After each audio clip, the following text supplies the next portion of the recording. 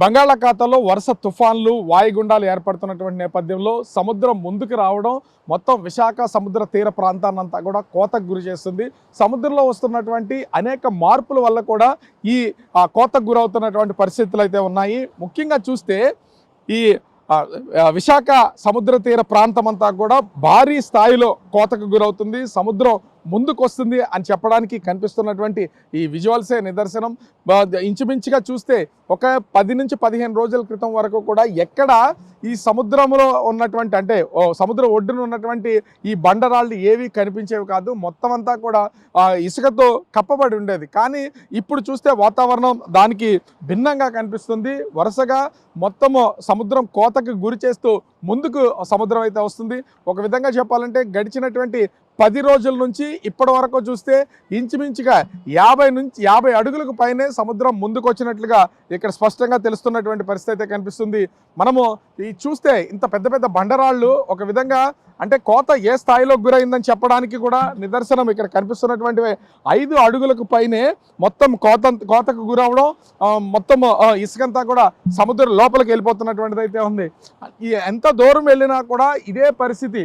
ఇంచుమించుగా RK beach దగ్గర నుంచి ఈ వైఎస్ఆర్ స్టాచ్యూ అంటే పార్క్ హోటల్ వరకు ఉన్నటువంటి దాదాపుగా 2.5 కిలోమీటర్ల పరిధి మొత్తం అంతా కూడా ప్రస్తుతం ఇదే విధంగా ఇక్కడ కోతకు గురవుతుంది. ఒక్క చోటే కాదు, సముద్ర తీర ప్రాంతంలో అటు భీమిలి వరకు ఉన్నటువంటి 25 కిలోమీటర్ల తీరంలో ఆ మొత్తం ఇసుకంతా కూడా సముద్ర గర్భంలో కలిపేసుకుంటున్నటువంటిది అయితే ఉంది. కోతకు గురయ్యి సముద్రం ముందుకు వస్తున్నటువంటిది అయితే ఉంది.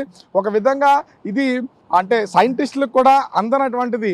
కాకపోతే కాలానుగుణంగా అటు నవంబరు డిసెంబర్ నెలల్లో గాలివాటం బంగాళాఖాతంలో దిశ మార్చుకుంటుంది కాబట్టి కోతకు గురవుతుంది అనేది కొన్ని అంచనాలు అయితే ఉన్నటువంటిది అయితే ఉంది. దానికి అనుగుణంగా ఒకసారి మనం చూసినా కూడా ముఖ్యంగా చూస్తే ఇంత తీవ్ర స్థాయిలో ఈ కోతకు గురవడం అనేది చూస్తూ ఉంటే ఒక విధంగా భవిష్యత్తులో విశాఖపట్నం పరిస్థితి ఏంటి అనే దానికి కూడా కొన్ని సందేహాలు నివృత్తి వస్తున్నటువంటిది అయితే ఉంది. ఎందుకంటే కొన్ని అధ్యయనాల ప్రకారం కూడా చూసినా కూడా రానున్నటువంటి సంవత్సరాల్లో అంటే ఇంచుమించుగా ఒక 20 నుంచి 30 సంవత్సరాల కాలంలో ఇప్పుడున్నటువంటి విశాఖ బీచ్ రోడ్డు కనిపించకపోవచ్చు అనేది చాలా సైంటిస్టులు చెప్తున్నటువంటిది. ఎందుకంటే మునిగే సిటీస్లో విశాఖపట్నం కూడా ఒకటి అని ఎప్పటి నుంచో ఎన్నో అధ్యయనాల్లో వివిధ దేశాలకు సంబంధించినటువంటి ప్రతినిధులు కూడా రిపోర్ట్స్ ఇస్తున్నారు.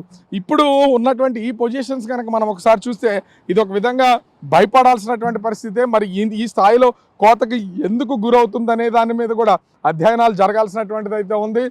గాలివాటం మార్చినా లేదా సముద్ర కెరటాలు తీరు మార్చుకుని వాటి తీవ్రత ఎక్కువైనా కూడా ఇంత స్థాయిలో సముద్రపు కోత గురవుతుంది అనేది ఇప్పటివరకు చూసినటువంటిది లేదు.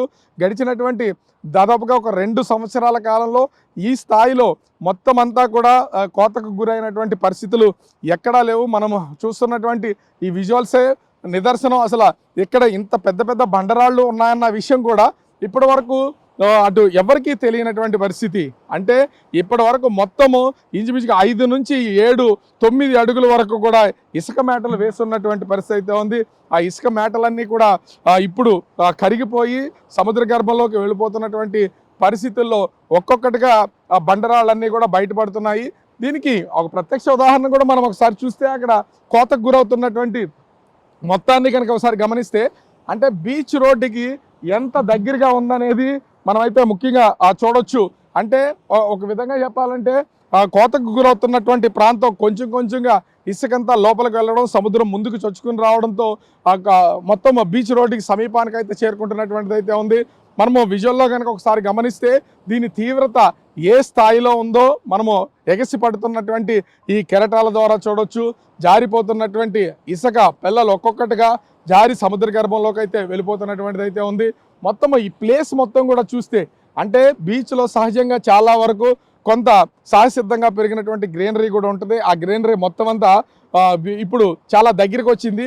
ఇప్పుడు మనకి దూరంగా కనిపిస్తున్నటువంటి మనుషులు మత్స్యకారులు అక్కడ కొంతమంది ఈ గేలాల ద్వారా ఈ చేపలు వేటాడుతున్నటువంటి వాళ్ళు నిలబడినటువంటి ప్లేస్ కూడా అంతే హైట్లో ఉండేది. ఇసుక మొత్తం వాళ్ళు నిలబడినటువంటి ప్లేస్ నుంచి ఇంచుమించుగా సముద్ర లోపలికి ఇంకొక 20 నుంచి 30 అడుగుల వరకు కూడా ఈ ఇసుక మేటలు అదే విధంగా ఉండేవి. కానీ ఇప్పుడు చూస్తే మొత్తం అంతా కోతకు గురయ్యి మరి సముద్ర తీర ప్రాంతం ఒక భయానికి గురి చేస్తున్నటువంటి పరిస్థితులు అయితే కనిపిస్తున్నాయి. ఇది ఇలా ఎంతకాలం కొనసాగుతుంది ఏంటనేది అర్థం కానటువంటి పరిస్థితి అయితే నెలకొంది.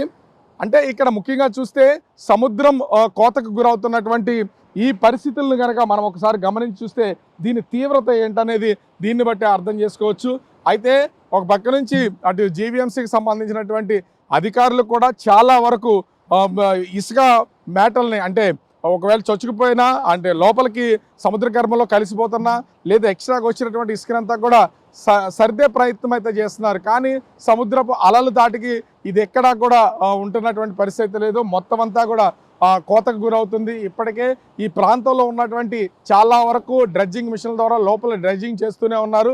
చేసి కొంతవరకు ఇసుకను తీసి అది కొన్ని ప్రాంతాల్లోకి తరలిస్తున్నటువంటి పరిస్థితి అయితే ఉంది. అయినా కూడా ఈ స్థాయిలో సముద్రపు కోత ముఖ్యంగా విశాఖ నగరం విస్తరించి ఉన్నటువంటి ఈ ప్రాంతాల్లో ఎందుకు ఈ విధంగా జరుగుతుందనేది అర్థం కానటువంటి పరిస్థితి, ఒక భయానికి గురి చేస్తున్నటువంటి పరిస్థితి అయితే ఈ సముద్ర తీర ప్రాంతం కోతకు గురవడం వల్ల తెలుస్తుంది. మరి ఎంతోమంది పరిశోధన చేస్తున్నటువంటి వాళ్ళు సైంటిస్టులు దీని గురించి చేస్తున్నటువంటి పరిశోధనలు అసలు ఏం తెలుస్తారు, అసలు ఎందుకు ఇంతలా కోతకు గురవుతుంది అనేది తెలియాల్సినటువంటి పరిస్థితి కనిపిస్తోంది. కెమెరామెన్ రాముతో Raju, big TV, Visakhapatnam. For more videos like this, subscribe Big TV channel.